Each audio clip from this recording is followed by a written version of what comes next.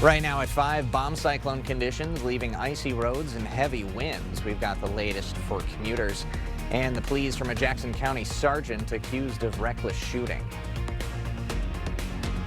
You're watching WKBT La Crosse. This is News 8 Now at 5.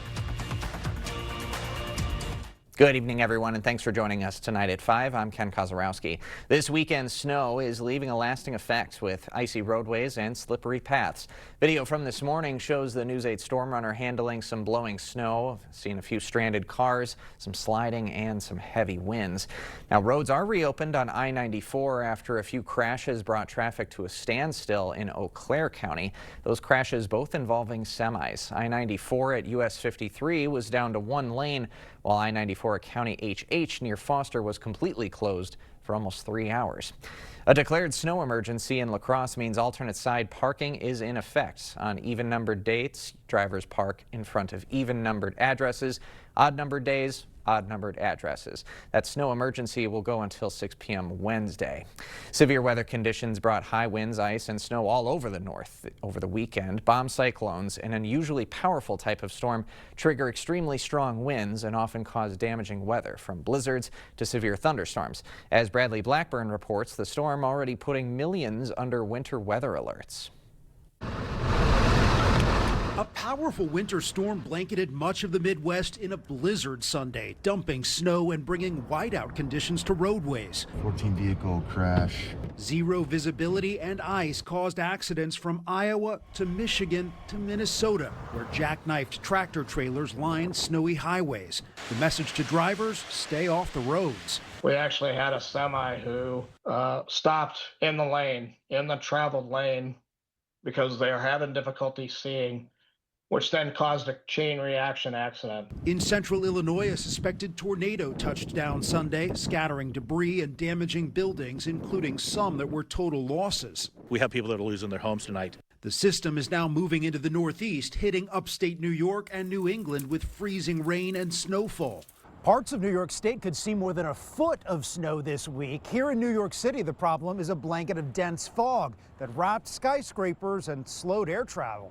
As you can tell, it's pretty windy out there right now. At Chicago O'Hare, conditions brought some planes to a stop. There have been thousands of cancellations and delays nationwide over the last few days, with more expected this week. Holiday travelers everywhere are exhausted. We were supposed to leave last night, then we got delayed till like 8, and then they canceled it until today. Out west, snow even capped mountains near Los Angeles after days of atmospheric river-fueled moisture in Southern California. Winter weather from coast to coast, with more on the way. Bradley Blackburn, CBS News, New York.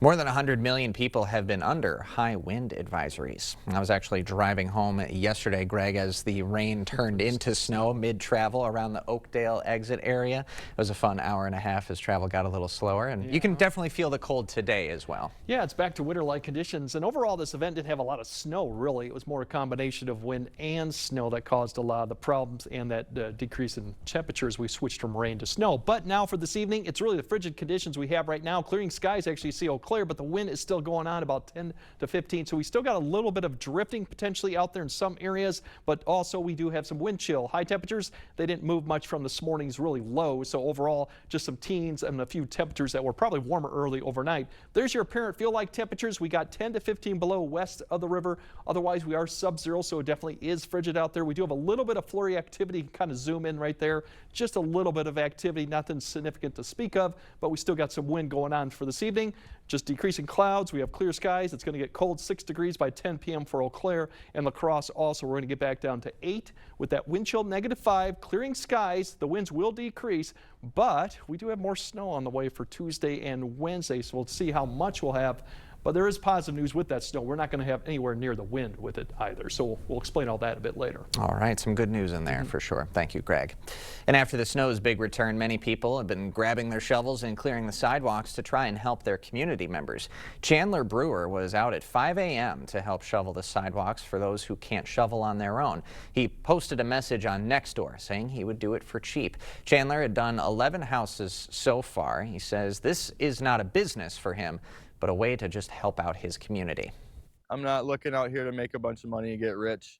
I'm out here just trying to help people out and especially the people that can't do it, or just simply don't want to do it, because I get it. It's cold out here talking to you right now, you know. By the end of today, he'll have done 14 houses. And a reminder, you can always track weather on your block by downloading our First Warn Weather app. It's available at the App Store or on Google Play. As you're planning your week, for the latest updates on closings and delays, you can visit our website, news8000.com. Just look for the Weather tab and click that Closings and Delays option. A News 8 follow-up tonight. A Jackson County Sheriff's Sergeant is pleading not guilty to a May shooting that left a teen paralyzed. 38-year-old Stan Eddington is accused of firing 22 shots at a vehicle during a May traffic stop. The 17-year-old driver had taken his mother's car without permission. Body camera video shows Eddington firing 18 times as that car backed up and then 4 more times as it drove away. Eddington is currently on unpaid administrative leave. He faces a maximum 12.5 years in prison if convicted. Fires, floods, a new president, a new pope, and so much more. Some of the biggest news stories for a 2025 year in review. Plus, the latest on the Times Square ball drop as the New Year's celebrations rapidly approach.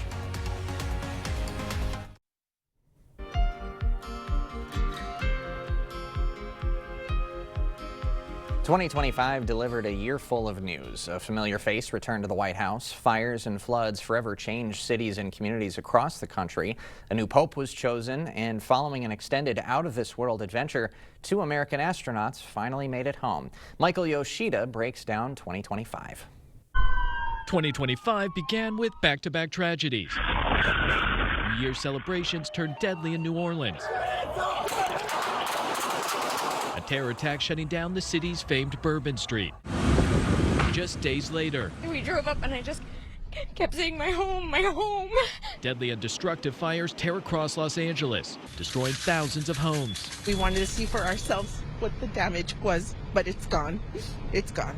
It's a total loss. Heartbreak in Texas. Young girls attending summer camp among the more than 130 people who lost their lives in catastrophic flooding. Please pray for our community. And tragedy in our nation's capital.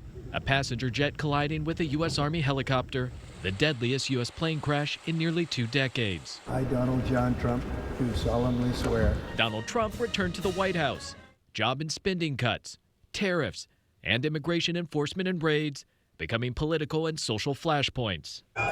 Court battles, protests, and marches playing out across the country. The president claiming there was widespread crime, ordering National Guard troops to several U.S. cities, leading to clashes with protesters. We're trying to solve a problem. Don't tell us what we're going to feel. I'm not telling you. Because you're in no position to dictate that. Remember this. You're in no position to dictate what we're going to feel. A White House shouting match as Ukrainian President Volodymyr Zelensky, President Trump, and others met about Russia's invasion into Ukraine. Months later, a red carpet welcome for Russian President Vladimir Putin landing on American soil. But the high-stakes summit in Alaska did not end with a deal to end the Russia-Ukraine war. 2 years after Hamas attacked Israel, a ceasefire agreement reached. The last living Israeli hostages held by Hamas released in exchange for the release of Palestinian prisoners and detainees. In October and November, we saw the longest government shutdown in U.S. history, fights over health care dividing Congress, the 43-day saga ending with a deal to reopen through January. 6 years after his death, convicted sex offender Jeffrey Epstein back in the spotlight. A twists and turns saga from the White House to Capitol Hill as survivors pushed for release of the so-called Epstein files. I know everybody sees us today as grown adults, but we are fighting for the children that were abandoned and left behind in the reckoning. We're not counting gang violence. The assassination of conservative political activist Charlie Kirk stunned the country. It is an attack on all of us. It is an attack on the American experiment. It is an attack on our ideals. Comedian Jimmy Kimmel following criticism and political pressure over comments related to Kirk's death taken off air. Free speech protests ensued before Kimmel eventually returned to hosting his late-night show the following week. And our nation said goodbye to political pillars. The 39th President Jimmy Carter honored. And Dick Cheney, vice president under George W. Bush, also remembered. Tributes poured in across the globe after the death of Pope Francis. White smoke revealing the first Latin American pontiff would be replaced by the first American Pope, Leo XIV, a Chicago White Sox fan turned leader of the Catholic Church. A brazen heist at the world's most visited museum, thieves robbing the Louvre of jewels estimated to be worth more than $100 million. And after what was supposed to be a short mission to space stretched into more than 9 months, NASA astronauts Sonny Williams and Butch Wilmore finally returned home. Thank you to a nation that got involved in all of this. It makes it special, not just for us, but for all, I think our nation as a whole. Pretty honored and humbled by the fact of when we came home, like, wow, there are a lot of people who are interested. I'm Michael Yoshida reporting.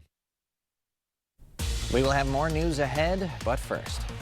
Yeah, unfortunately, we do have more snow on the way, just some light snow in a couple days for Tuesday, Wednesday, but we still got a lot of cold conditions, too, for New Year's Eve. We'll break all that down coming up on your First One weather update after the break. You expect more, so thank you for watching News 8 Now. Just a few days before the world-famous ball drops to welcome 2026, organizers test-launched colorful confetti into Times Square. The confetti test is preparation for the spectacle millions of people around the world will watch at the stroke of midnight on New Year's Eve. We're going to start off at 10 p.m. with purple and yellow confetti. At midnight, we have a mixture of colorful rainbow confetti. And then to celebrate America's 250th anniversary year, we're going to have red, white, and blue confetti. 5,500 pounds of confetti. It's a lot of confetti. Visitors could go to the New Year's Eve wishing wall to write their 2026 wishes on the confetti that will be released when that new year arrives. All right, snow, wind, and ice dominated our Sunday. You could feel the cold today for sure, and we might get some more snow in the forecast as this week goes along. Let's get the details from Greg. Yeah, definitely. If we lost most of the snow, at least on south-facing areas during that warm stretch we had through Christmas, we did pick up some too. And if you heard a lot of the story out west with the dwindling snowpack they had, the Sierras picked up a lot of feet of snow. You can see that in the picture. Overall, the Intermountain West is still below average, but they are getting better because we've had most of the snow and the cold temperatures have been more in the east this first part of December. It's kind of switched there where we warmed up, but now we do have a little bit more of a snowpack. Obviously, areas further to the north picked up more snow with this. As you go further south, more like 3 to 5 as you go south to La Crosse, more as you go like 6 to 8 Eau Claire further northward too. Hard to measure it because obviously the wind's whipping around too, so really probably lower confidence in how much snow we got with this. But we did get some, so we do have a snowpack once again, but there are a lot of bare areas as you go further south with a lot of drifts and no snow too. So tonight we're going to have decreasing clouds early. The winds also decrease. We'll get back down the single digits to below 0. Now the cloud does start to increase clouds towards the morning hour. We have another system diving south, so these low temps may be just after midnight before they start kind of being steady or maybe come up a degree or two. Now tomorrow, the key thing is for La Crosse and Eau Claire, I got the temperatures there for what you would expect at sunset. The rest of the temperatures are more what you're going to see as they get closer to midnight because we're going to see rising temperatures throughout the evening hours. So these are probably closer to midnight. So once again, we're going to see that temperature rise in the night as a warm front comes through and then fall on Wednesday as a cold front comes through. So that's what we're going to see. So it is going to be milder tomorrow compared to what we had and lighter winds. Now, as I mentioned, that system is diving south. We're going to see light snow spread across the area, and this is the key factor. It's going to be light and light winds too. You'll start seeing it probably 9 to 10 as you see it sweeping southward. There's a warm front that lifts north. You can see the winds turn around to the south-southwest. So this will spread across the area. Not a heavy amount of snow, but it will impact the area late morning.